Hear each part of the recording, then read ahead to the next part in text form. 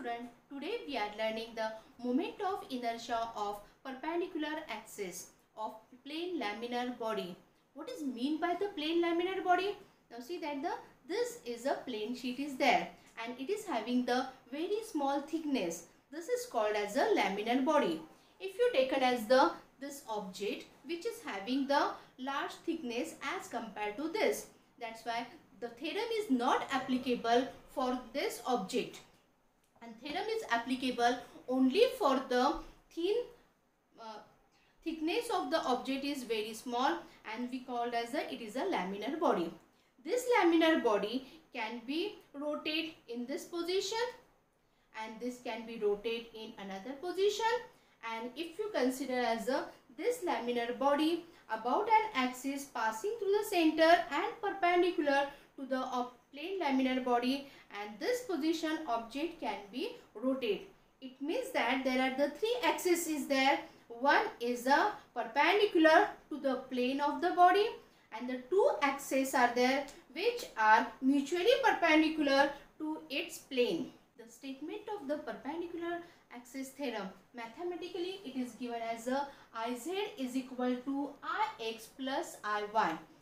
If we consider this is a x-axis, red strip is there, this is a x-axis and object is revolving about the x-axis, and this blue strip is there, that is the y-axis, and object is revolving in this position.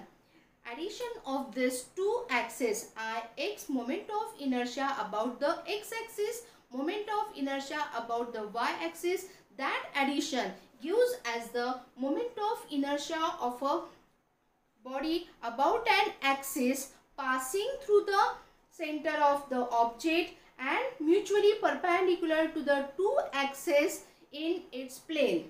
These three axes are concurrent with one point.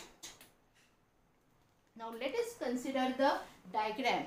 In this diagram, this plane laminar body is given, and this plane laminar body is rotating about the x-axis.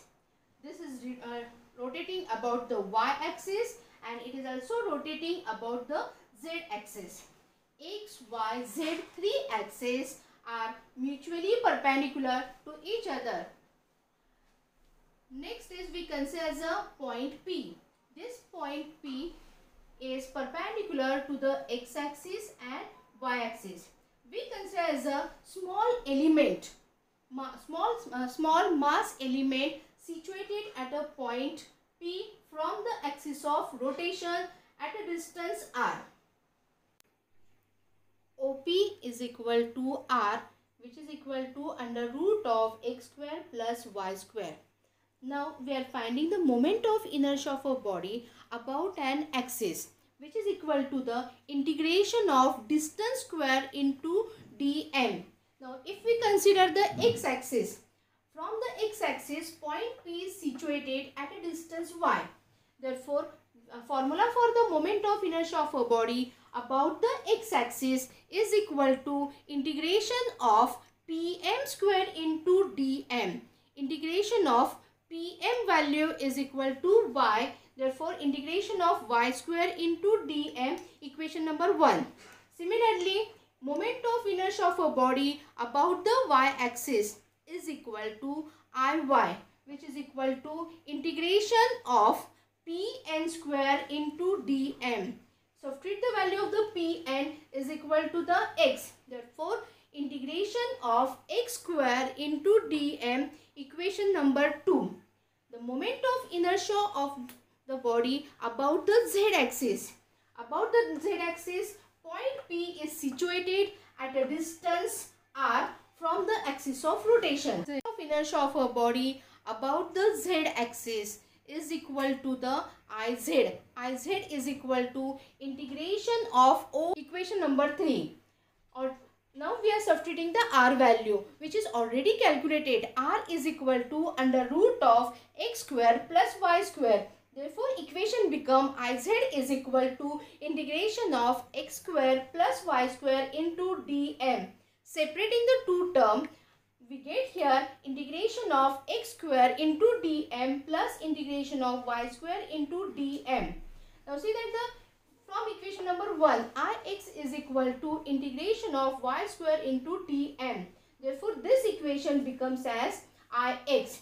And equation number 2 gives as Iy is equal to integration of x square into dm. Therefore, this equation gives as Iy.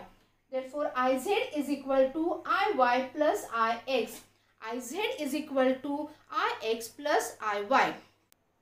The statement of the perpendicular theorem axis is given as the moment of inertia of a body about an axis perpendicular to its plane is equal to sum of moment of inertia of a body about the two mutually perpendicular axes, and these two axes are in its plane. These three axes are mutually perpendicular and they are being concurrent. Thank you, student.